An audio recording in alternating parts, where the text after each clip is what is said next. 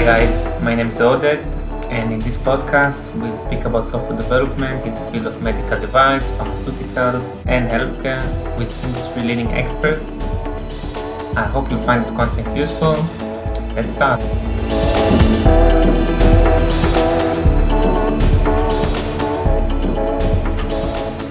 Today we'll take a deep dive into the process of internal audits. I'm very grateful to have Mr.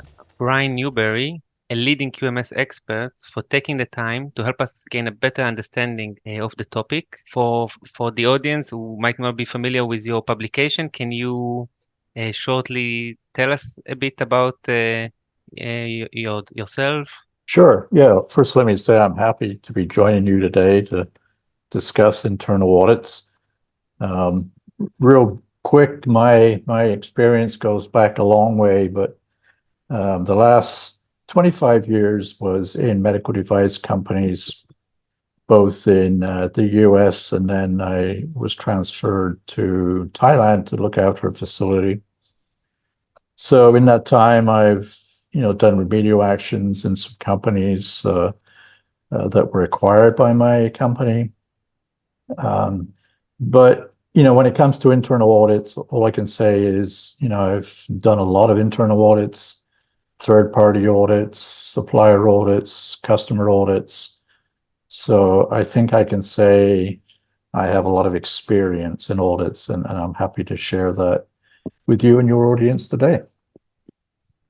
Wonderful. So let's just dive in, right? Okay. So let's start. If I'm a manufacturer, how many internal audits should I be conducting in a year? How to approach that? Yeah, yeah, that's always a good question. And like many things in a quality system, the answer is it depends.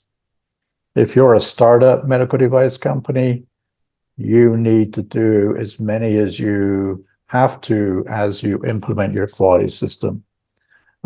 So, for example, if you start by implementing design and development procedures in practice, which many startups naturally do, then it's good when the procedures are released, when the training is done, to do a very focused audit on design and development, as an example.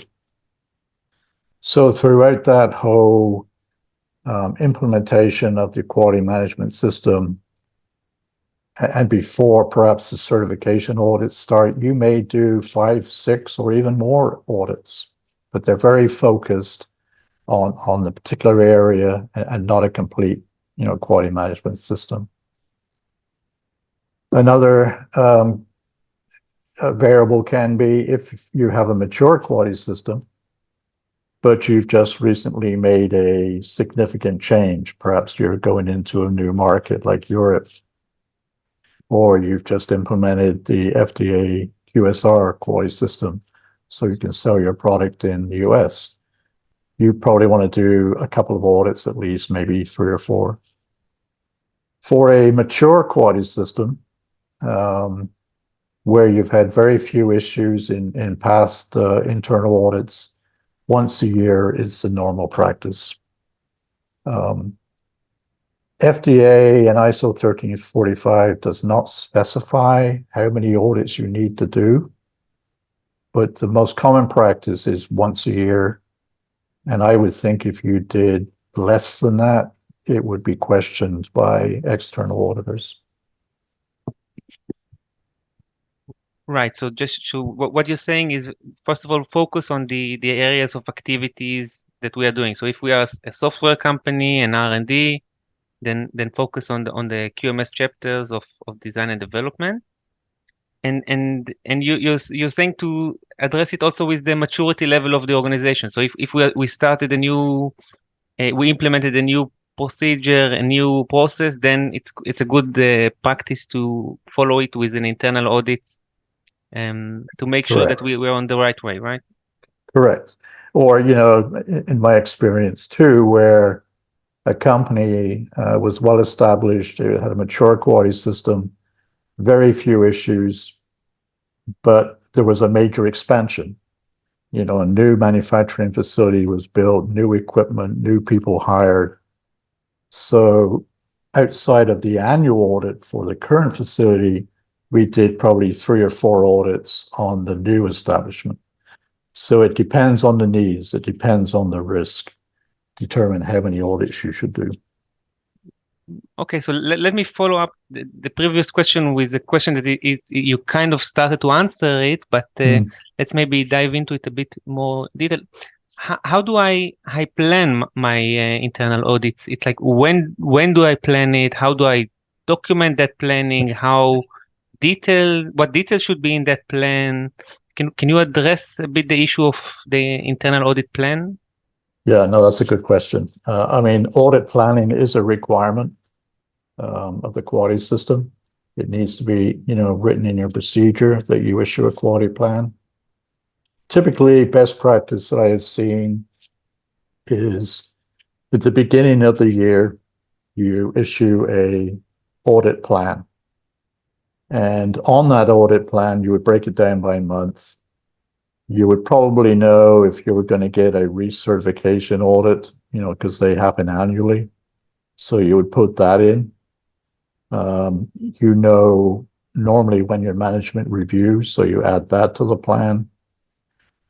And then your internal audit can be planned based on, again, no more than 12 months since your previous audit, but also ideally if you can do it 2 or 3 months before your certification audit. That way, if you do find issues, it gives you time to make the corrective actions before your external audit comes in. So again, there's no simple answer, but you issue a documented plan, which includes, like I said, any third-party audits, your internal audit, management review, supplier audits, if you're aware of any. And then that audit plan is circulated to all of the senior managers, and it's approved by the quality lead plus the executive management. So then everybody is aware what the audit schedule is going to be.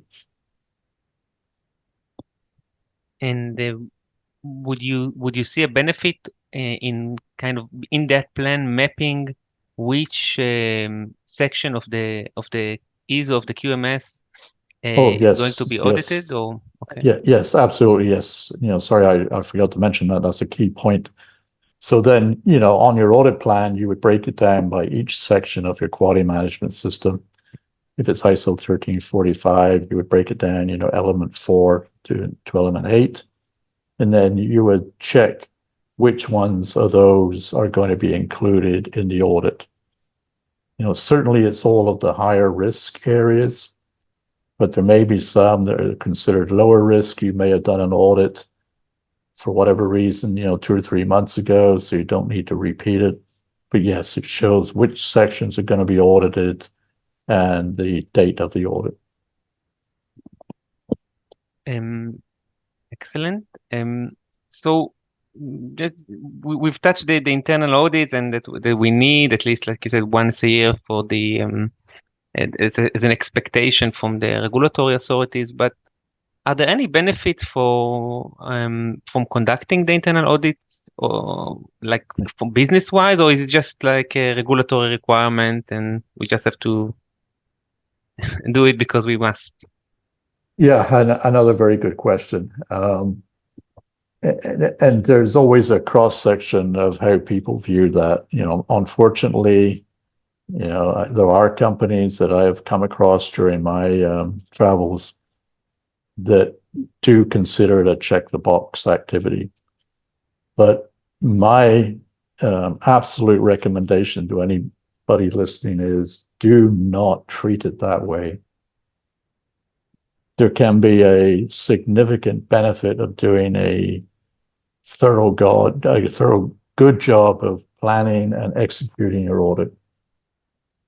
What are those benefits? Excuse me. Well, the major benefit, of course, is it is a way of improving your quality system, finding if there are issues, correcting them, finding where there are potential improvements, making those improvements.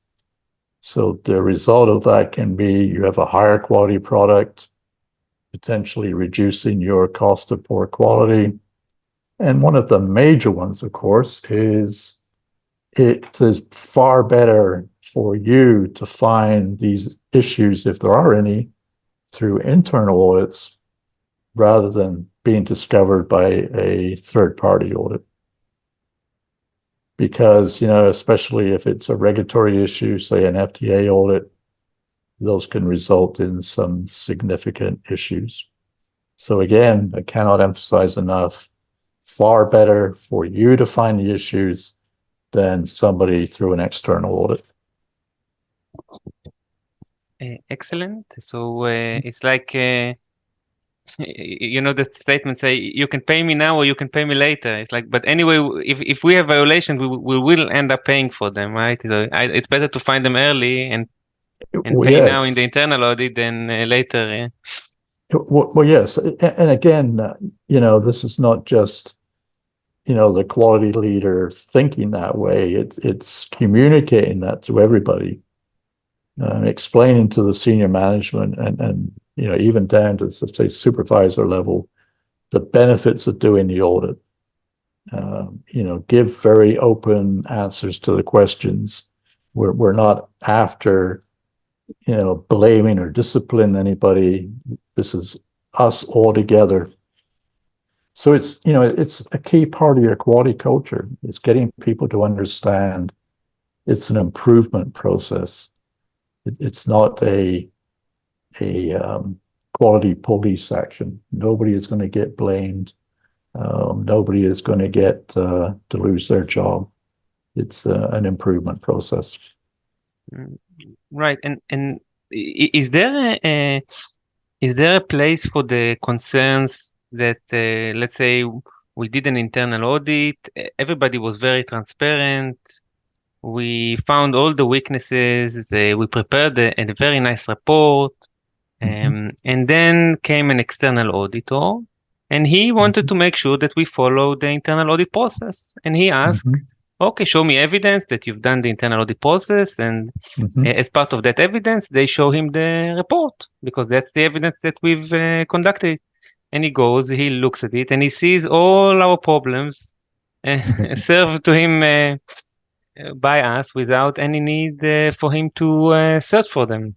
Is that a valid concern? Yeah, it can be.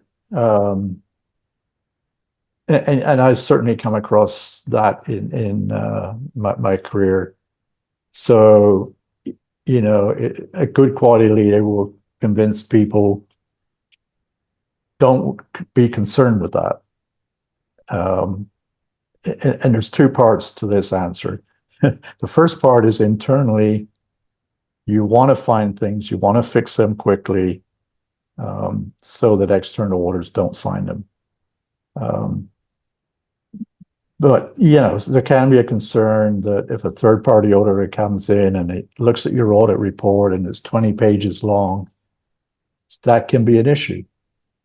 But if you fixed all of them and maybe you had a following audit where, it showed that you only had a couple of minor issues, the auditor should be impressed.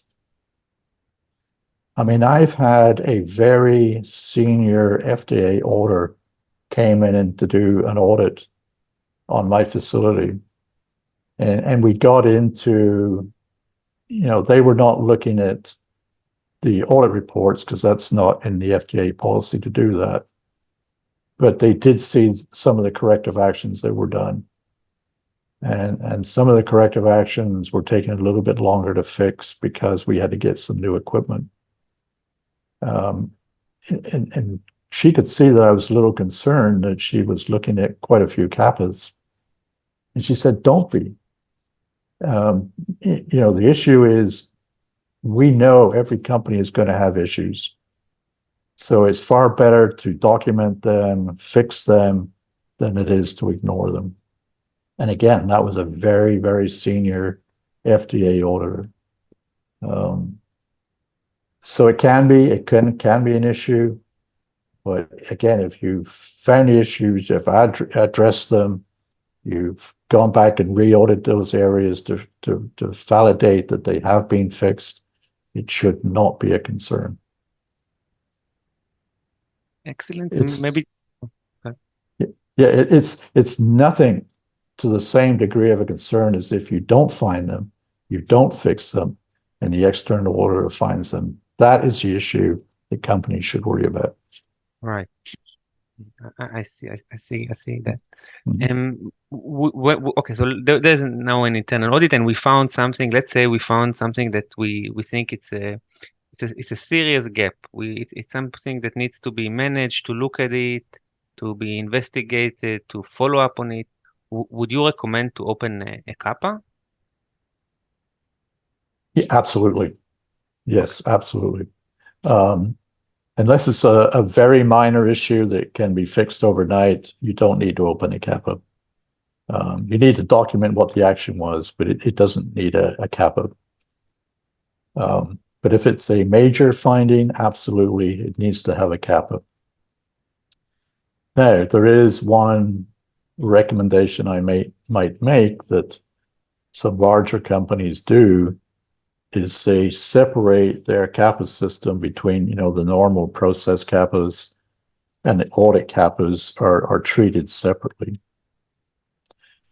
which is okay by the FDA. It's okay by ISO, but you need to explain that. You need to make sure you note that in your procedure.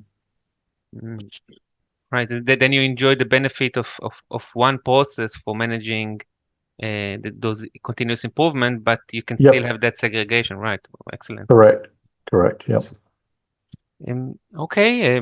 So thank you very much. And just if people have further questions, or I know you have many publications on the topic of QMS, how can people reach out or read that publications? Yeah, they can get to me through my website. They can reach me on LinkedIn. There's a button that included in my profile where it says book an appointment. You just click on that. You can schedule a call, no charge consulting call with me, and I can answer any questions you have. My profile also has my email address on there, so they can directly send me an email with a question. Perfect. So I'll add the details to the bottom of the recording. Thank you, Brian. Thank you very much. It was very enlightening. More than welcome. Enjoy. Yeah, I think, internal audit is very important. I encourage all your listeners to give it a high priority. Thank you.